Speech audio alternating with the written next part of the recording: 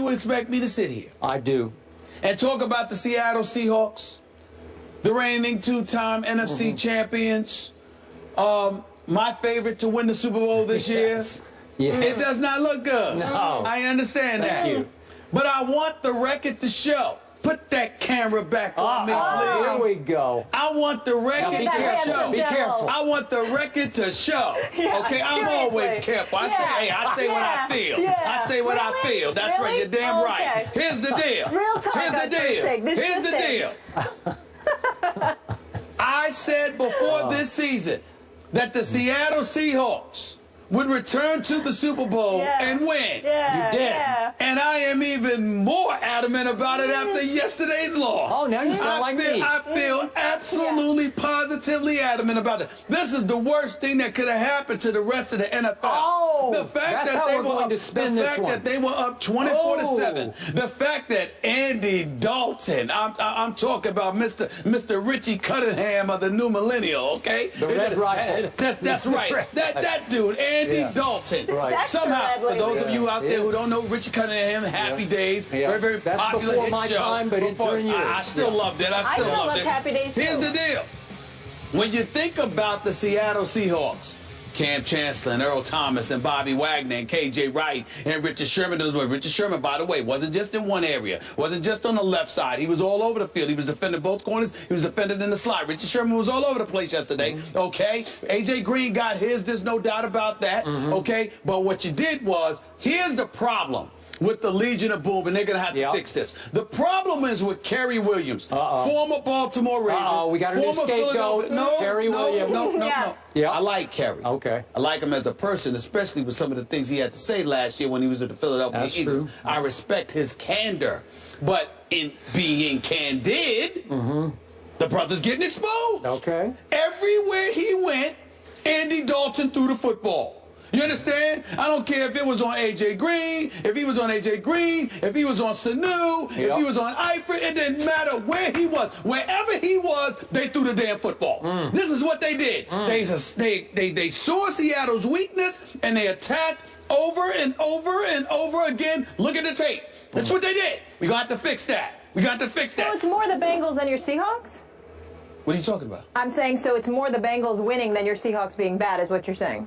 The Seahawks won. Absolutely. I mean, the Bengals won. Absolutely, it's more the Bengals winning. Absolutely. I'm saying so that's why you're having confidence in them? That's right, because I believe that listen, Byron Maxwell to me ain't that great, all right? But he looked pretty damn good playing alongside the Legion of Boom. Goes to Philadelphia, gets a little bit exposed, all right? He's not Bradley Fletcher, but nevertheless, he is what he is. I look at Kerry Williams. Yesterday was a very, very bad day for Kerry Williams. We're going to have to fix that. I believe they will. I believe ultimately they will get it together. This defense will rise up because they were offended by what transpired yesterday afternoon in Cincinnati.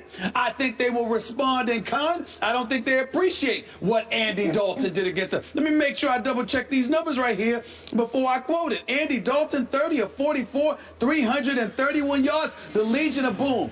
Y'all gave up 331 yards passing to Andy The most Dalton. in 2 years. Okay? Let me the most in 2 years. Thank you very much. Let me tell you something right there. Somebody's gonna pay for that.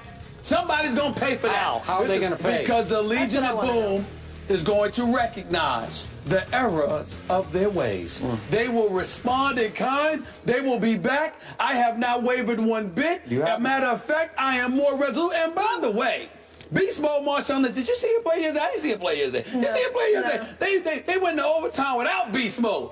I guarantee you Cincinnati would not have come back from a 24-7 deficit had Marshawn Lynch been in the lineup. But that's all right. When you give the man 350-plus carries every daggone year, running them into the ground the way the way Jason Garrett and Jerry Jones ran DeMarco Murray into the ground, these kind of things are going to happen. You're not going to be 100% healthy. So Marshawn Lynch got a little beat up, need a little rest, get his bearings on them, get a little bit healthy and fresh again, and he shall return. And when he does, the Legion of Boom also also will return. They will make amends for this. Mere bag of shells. I'm not concerned. I'm more positive than ever before that they shall return. A matter of fact, it's almost looking like it's going to be a rematch of last year's Super Bowl, to be quite honest with you. Thank you for saying that. So you're admitting that. That's big. Denver might have something to say, but I don't know what's going on with Peyton Manning. We're going to talk about that a little bit later on, too. By the way, before I respond to everything you just said, some kid named Thomas Rawls or Lou Rawls or somebody, I don't know who he is. Yeah. He went 23 times for 169 yards for your Seahawks, That's right. including a 69-yard touchdown run. He was very impressive. Okay, well, could Beast Mode do much more than that? I don't think so. But you got to remember, it's not just about running in terms of accumulating yardage.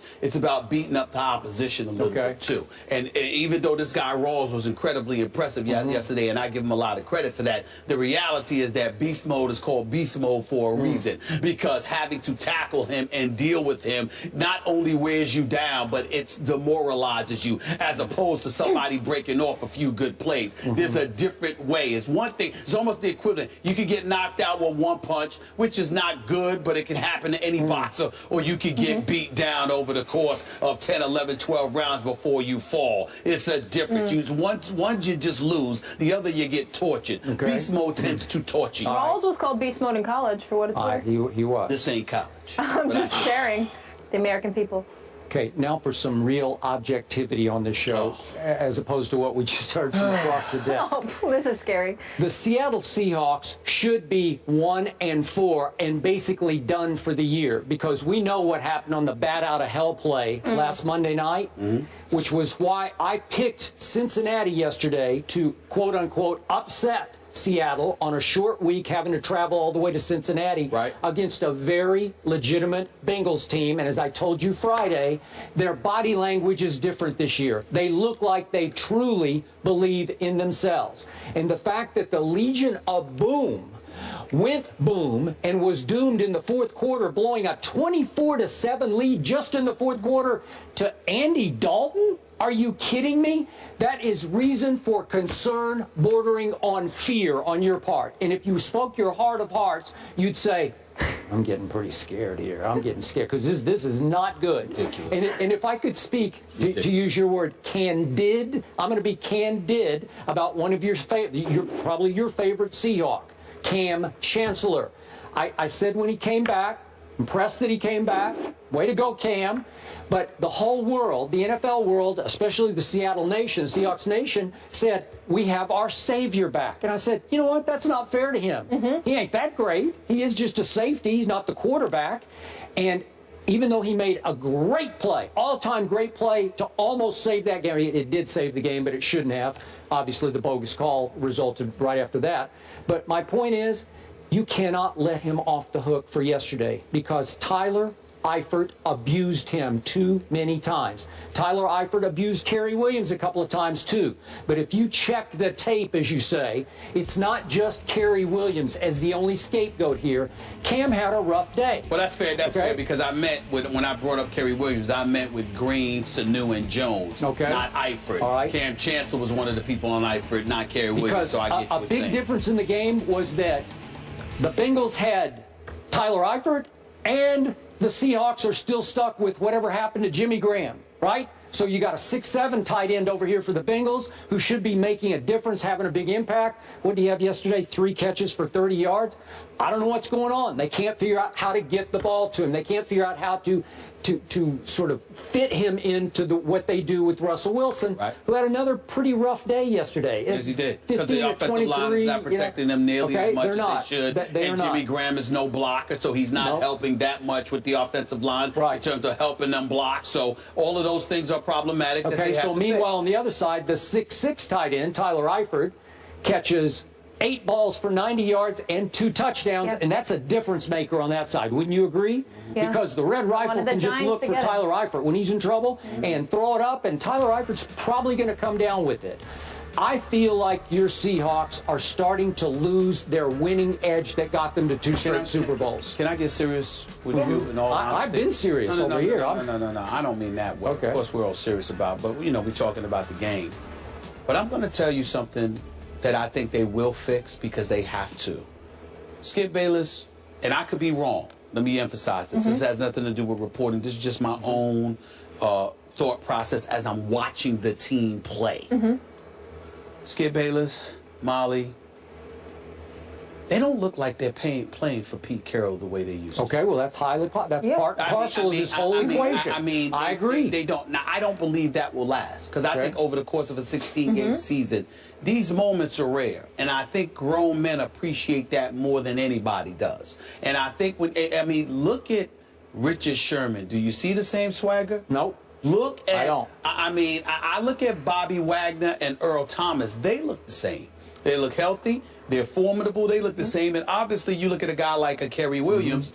He's new to the mix. He's got to get himself better acclimated. They've got to get him better acclimated. And there are some things to fix there.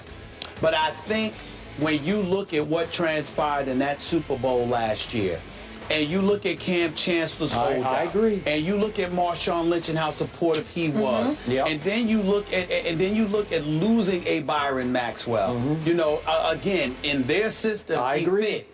I think you sort of Seahawks predictably, and I'm not casting aspersions on them for it. It is a business, and they have to conduct business, and you can't pay everybody. But I think you see the way that they've elected to handle some things, and it's brought into question the relationship that the players once had with their coach.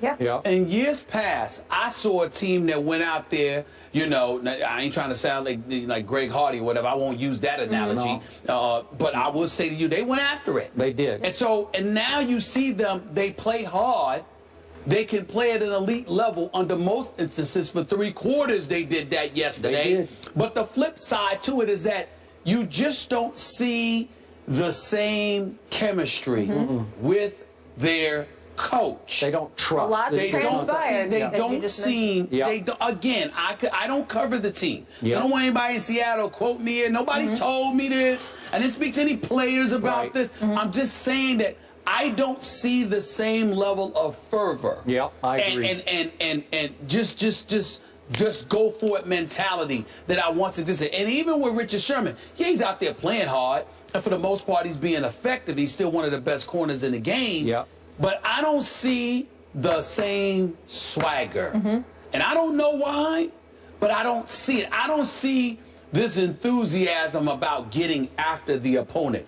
I personally believe that will not last. I personally believe they will get it back. But in fairness to you, I will tell you, I do notice what you're seeing in them. The difference between you and I is I don't believe it will last. That's it.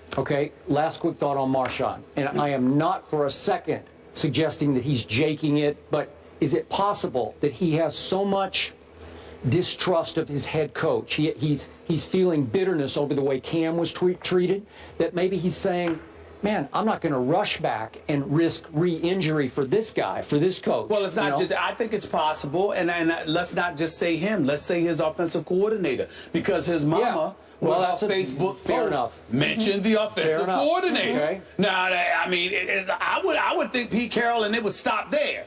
But when moms mentions the offensive coordinator, then chances are he's saying him too. And that offensive coordinator, Darry Bevel, came out, had to give his press conference, and with those attacks that were aimed directly, he was very respectful as well as he should have been, et cetera, but he also laughed it off. Like, you know, in a dismissive fashion, like, this is no big deal, there's nothing surprising there, what else can you expect? No, that's not ordinary. You don't see too many people doing what Mama Lynch did.